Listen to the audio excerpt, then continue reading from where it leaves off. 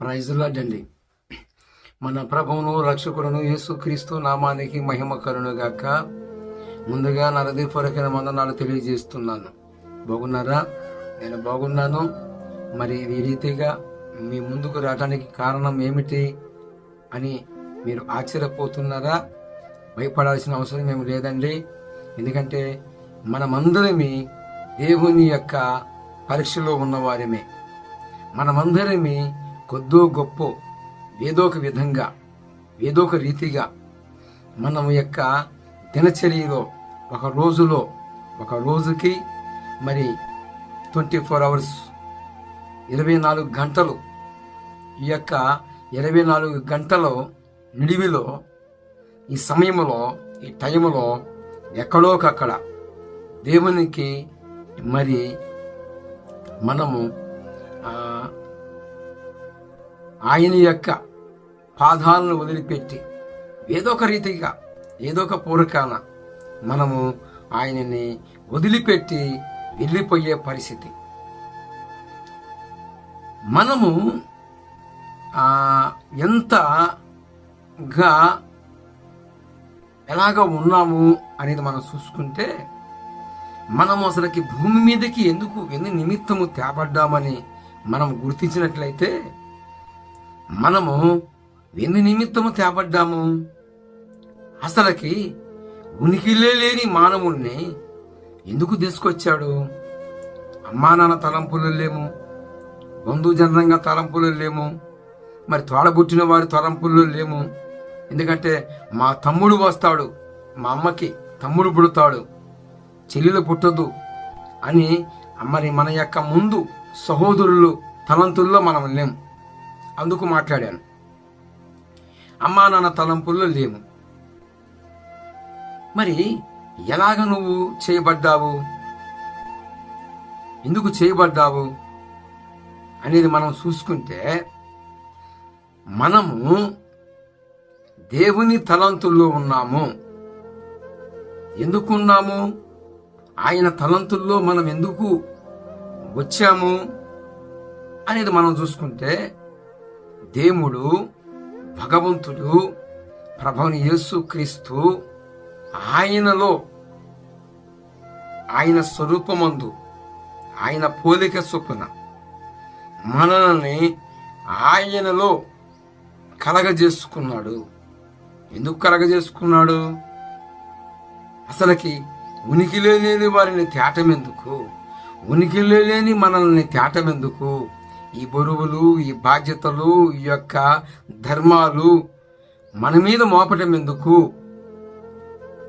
అనేక పరీక్షలు మనకి పెట్టడం ఎందుకు అని మనం చూసుకుంటే, కొన్ని మాటలు పరిశుద్ధాత్మ దేవుని యొక్క సారథ్యంలో మరి నేను ఆత్మ నాకు అనుగిరిచిన ప్రత్యక్షతల కొలది నేను మీతో పంచుకుంటాను. మనకి పరిశుద్ధాత్మ దేవుడు మనకు సహాయము చేయునుగాక. ఆత్మ చెప్పు సంగతులు చెవిగలిగిన వాడు వినుగాక. ఏంటి అని అడిగారా? మనకి ప్రసంగి గ్రంథము 1వ అధ్యాయము 13వ వచనములో మంచి చక్కని చాలా బలమైన మాట ఉంది. ఈ మాట మరి ఇతర పురాణాలలో కానీ, ఇతిహాసాలలో కానీ, ఉపనిషత్తుల్లో కానీ, వేదాలలో కానీ ఈ మాట మనకు దొరకదు. కానీ పరిశుద్ధ గ్రంథమైన బైబిల్ గ్రంథములో మనకు దొరికిద్ది. అక్కడ ఏమని ఉందంటే, దేవుడు మానవులకి ఏర్పాటు చేసిన ప్రయాస లేక కష్టము బహు కఠినముగా ఉన్నదట. అవ్యాయసము అనగా పరీక్షలో మానవుణ్ణి ఉంచాడట. చాలా మంది మరి ఈ మధ్యకాలంలో కొందరు పరీక్ష రాశారు, మనితిరీతిగా విద్యార్థులుగా. కొందరైతే పరీక్షల్లో పాస్ అయ్యారు, మరి కొందరైతే పరీక్షల్లో పాస్ కాలేదు.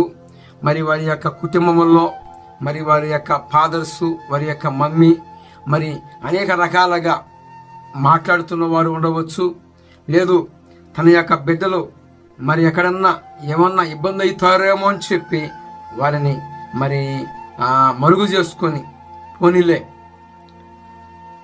నెక్స్ట్ పరీక్షల్లో పాస్ అవుదు కానిలే అని ఓదార్చుకునే తల్లిదండ్రులు ఉండవచ్చు. మరి కఠినంగా వ్యవహరించే తల్లిదండ్రులు లేకపోలేదు. అంటే మరి బిడ్డలు ఎలాగ ఏ పరిస్థితుల్లో ఉన్నారా, మరి ఎందుకు ఫెయిల్ అయిపోయారా అనేది మరి సాటి క్రైస్తవునికి, యేసు ప్రభు వారిని నమ్ముకున్న వానికి ఈ యొక్క మరి ముందు జాగ్రత్త వివేచన ఉంటుంది. పోనీలే మా బైబిల్ చదివితే చాలులే నాయన, బైబిల్ చదివితే చాలయ్యా, నువ్వు మమ్మల్ని ఉద్ధరించకపోయినా బైబిల్ చదివితే దేవుని పనిలో నిమగ్నమైతే, దేవుని పనిలో ముందుకు పోతే నాకదే 10,000, అదే నీవిచ్చే బహుమానము అని వివేచన కలిగిన తల్లిదండ్రులు, క్రీస్తు యేసు రక్తమున కడగబడిన వారికి ఈ యొక్క వివేచన జ్ఞానం పనిచేసిద్ది. లోకస్తులుగా ఉన్న వారికి ఎంతసేపు ఉందా ఆ పిల్లల మీద తల్లిదండ్రులు పెజరు మోపటమే గాని, వారి మీద బరువులు మోపటమే గాని, వారు సాయశక్తులా ప్రయత్నం చేసినప్పటికీ ఆ యొక్క విద్యార్థులు ఫెయిల్ అయిపోతారు. కొందరు ఉంటారండి లోకరీతిగా, లోకస్తులుగా ఉన్నవారు కూడా మంచివారు ఉంటారు విద్యార్థులు. ఎందుకంటే అందరూ కూడా అన్ని రకాలుగా ఉన్నవారు కాదు, కానీ ఏదో కొద్దో గొప్ప మరి మంచి వాళ్ళు ఉంటారు, శాయశక్తులా ప్రయత్నం చేసే వాళ్ళు ఉంటారు. మరి వారు ఎంత ప్రయత్నం చేసినా వారి కష్టానికి ప్రతిఫలము మరి లేనప్పుడు, వారు అనుకోని రీతిగా మార్కులలో మరి వారు పాసు కానప్పుడు ఎంతో కృంగిపోతారు. ఎంతో నా జీవితం ఎందుకు, నా బతుకెందుకు, నా పరిస్థితి ఎందుకు, మరి అమ్మా నాన్నకి నేను మరి ఘనత తేలేకపోయాను అని చెప్పి అనేక రకాలైన ఇక ప్లాన్లు వేసుకుంటూ నా బతుకెందుకు తనకు తానే శపించుకుంటూ ఉంటారు. అయితే గమనించండి నా ప్రియ సహోదరి సహోదరులరా, గుర్తుపట్టండి. ఎందుకు నేను ఇంతగా చెప్తున్నాను అంటే, మనుషులు చెప్పే పరీక్ష కాదు, మనుషులు ఉంచిన పరీక్ష కాదు ఇక్కడ. ఈ పరీక్షలో పాసు కాపోయినా ఏదో ఒక రీతిగా ఎలాగో అలాగా బ్రతకొచ్చు. ఇప్పుడు టెక్నాలజీ అంతా కూడా చాలా అభివృద్ధి చెందింది, చాలా నాగరికత పెరిగి ఉన్నది. మన ముందు తరాలలో వారు మరి ఇంత గోష ముక్కలు పెట్టుకొని వ్యవహారం చేస్తే ఈరోజు ఒంటి నిండా వస్త్రాలతో ఎక్కడ ఏ మూల చూసినా మారుమూరు నట్టి అడవిలలో కూడా, నట్టి అడవులలో, మరి అభివృద్ధి చెందని ప్రాంతాలలో కూడా ఈరోజు గోష మొక్కలు దూరమైపోయాయి. ఎందుకంటే నాగరికత పెరిగింది. మనము వెనకబడిన తరాలలో లేము. మనము టెక్నాలజీ అంటే జ్ఞానము ఉత్పత్తి అయిన ఆ క్రమములో ఉన్నాం మనం. కాబట్టి నా ప్రియ సహోదరి సహోదరులారా, గమనించండి. మానవునికి ఏర్పాటు చేసిన ప్రయాస బహు కష్టము, బహు కఠినమంట. మన భూమి మీదకు తేబడింది ఎందుకో తెలుసా? మనుషుడు పరలోక రాజ్యానికి స్వతంత్రులుగా తీర్చబట్టానికి, పరలోక రాజ్యానికి స్వతంత్రించుకోవడానికి, అంటే ఏకదమ్మున ఉదాహరణకి ఒక తల్లిదండ్రులని తీసుకోనండి. ఒక తల్లిదండ్రులకి మరి ఒక కొడుకని కొందరు గారాభం చేస్తారు, కొందరేమో వివేచన జ్ఞానం కలిగిన వాళ్ళైతేనేమో కొన్ని పరీక్షలు పెడతారు. ఇప్పుడు రాజుగారు ఉన్నాడండి, మరి రాజు తర్వాత సింహాసనం ఎవరిది? మీకు ఉపమాన రీతిగా చదువు ఉన్న వారికి, చదువు లేని వారికి అర్థమయ్యే పరిభాషలో చెప్పాలనేదే నా యొక్క గోలు, నా యొక్క గురి. అయితే ఇక్కడ రాజు కుమారుడు రాజు తర్వాత సింహాసనం అధిష్ఠించేది రాజుగారి కుమారుడే కదా, ఇక దాంట్లో డౌటేముంది.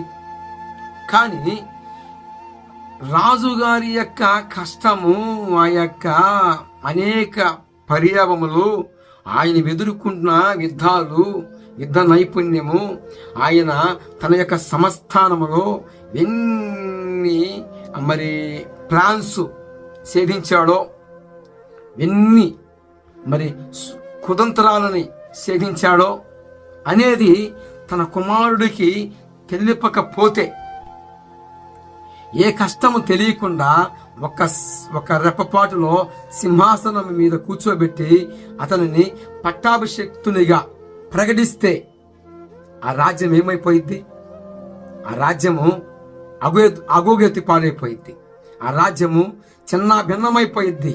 ఆ రాజ్యములో ఆ యొక్క రాజు కింద, పరిపాలన కింద అనేకులు నిలవలేరు. కష్టం. ఒక రాజుగారు పోయిన తర్వాత తన కుమారుడికి పట్టం కట్టి పట్టాభిషేక్తునిగా చేసి ప్రకటించేసి వెళ్ళిపోతే ఈ రాజుగారి పరిపాలనలో ఎంత కఠినమైన ఎట్టి చాకిరీ చేపిస్తున్నాడో తెలుసా? ఘోరాతి ఘోరమైన కఠినమైన, అక్కడికి వెళ్ళి అక్కడ ఉన్న ఆ సంస్థానంలో ఉన్న ఆ యొక్క పరిచారకులు కావచ్చు, ఆ రాజుగారి యొక్క సంస్థానంలో ఉన్న ప్రజలు కావచ్చు, అయ్యా మీ తండ్రి పరిపాలనలో మాకు కొంచెం ఓనది కలిగింది, కొద్దిగా శ్రమ పడ్డాము, నీ పరిపాలనలోనేమో మేము భయంకరమైన నరక యాతన అనుభవిస్తున్నాము అని అడిగితే ఈ యొక్క రాజు అంటాడు, మా నాన్నగారి పరిపాలనలో ఉండడానికంటే ఇప్పుడు నా పరిపాలనలో రెట్టింపు చేస్తాను, మీరు ఉంటే అంత పోతే అంత. అదండి, ఇది తెలియని ఎత్తులు. రాజు పరిపాలన అంటే రాజు సింహాసనాన్ని అధిష్ఠిస్తే అనుభవ పాఠాలే లేకుండా, ప్లాన్సే లేకుండా, కష్టం అనేదే తెలియకుండా ఒక వ్యక్తి సింహాసనమును ప్రతిష్ఠించబడితే, సింహాసనము అధిష్ఠించి పట్టాభిషేక్తుడు అయితే అతను ఏమి ఎరగకపోతే ఆ రాజ్యము అగోగతి పాలైపోయింది. కాబట్టి మనము పరీక్షలో ఉన్నాము. ఆ పరీక్ష మనకై మనం గెలవలేము, కానీ మనల్ని నిర్మించిన సృష్టికర్త పాదాలను సమీపిస్తే పరీక్షలో పాస్ అవుతాం. ఇది వాస్తవం. అందుకే తల్లిదండ్రి రాజుగారి తర్వాత రాజకుమారుడే కాబట్టి రాజుగారు ఒక తరిపిదిస్తాడు, ఒక ట్రైనింగ్ ఇప్పిస్తాడు. అంటే అనేక రకాలైన రాజు కుమారుడు శ్రమలు పడాలి, శ్రమ పొందాలి. అనేకమైన యుద్ధ నైపుణ్యాలు ఇక రాజు కుమారుడికి తెలియాలి, గ్రహింపు తెలియాలి. వాళ్ళ నాన్నగారికి ఎలాగ సంక్రమించిందో, ఎలాగ కష్టపడితే అలాగా అది అనేది ఆ యొక్క సింహాసనం దక్కిందో, కుమారుడికి కూడా ఆ యొక్క విలువలు తెలియాలి. నైతిక విలువలు ఉన్నాయి. ఈ నైతిక విలువలని గ్రహించాలి. రాజు తర్వాత రాజు కుమారుడే కదా పట్టాభిషేక్తుడు. పట్టాభిషేక్తుడు చేయకపడక మునుపే రాజుగారు ఎలాగా ఆ పరిస్థితి ఆ యొక్క సింహాసనమును దక్కించుకున్నాడో అలాగా రాజు కుమారుడు కూడా ఆ యొక్క యుద్ధ నైపుణ్యములో, యుద్ధములో ఎలాగ పోతే ఎలాగ మనకు జయం వచ్చింది, సైనికులు ఏ ప్రాంతంలో ఎక్కడ ఉంచితే మనకు జయం వచ్చింది, మన పరిపాలనలో ప్రజలకి న్యాయమైన పరిపాలన చేస్తే ప్రజలందరూ కూడా మన మీదే ఆధారపడతారు.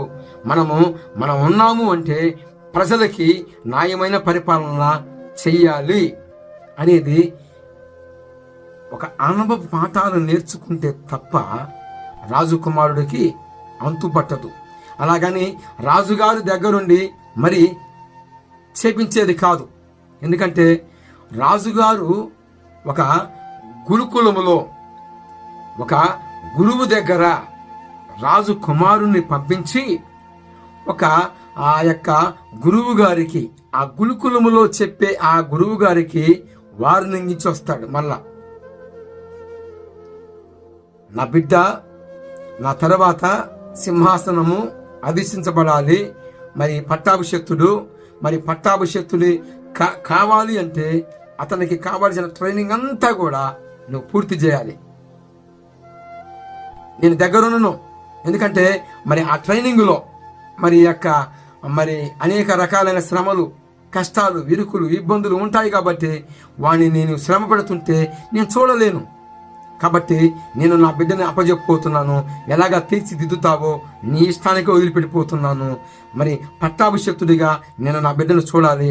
కాబట్టి నీవు అనేక ట్రైనింగ్స్ నా బిడ్డకి ఇప్పించితే తర్వాత నువ్వు కోరినవి నీకు ఇస్తాను అని ఆ గురుకులంలో ఉన్న గురువు గారికి చెప్పి రాజుగారు వస్తాడు. అలాగని పక్కన ఉండి చేసేది కాదు. ఎందుకంటే గురువు గారు మరి కఠినుడు. కొన్ని సందర్భాలలో మరి రాజుగారి కుమారుడిని పస్తులు ఉంచుతాడు. అనేక ట్రైనింగ్స్ ఉంటాయి. కానీ ఒక మనుషుడే ఇలాగా ఈ రీతిగా ఆశిస్తే విగవిగాలు నిత్యత్వములో పరలోక రాజ్యములో తండ్రితో కూడా మనమందరము కూడా విగవిగాలు న్యాయమైన పరిపాలన, విగవిగాలు అంతము లేని రాజ్యానికి పోబోతున్న మనము ఇంకెంత ట్రైనింగ్లో ఉండాలండి, ఇంకెంత పరీక్షలో ఉండాలి, ఇంకెంత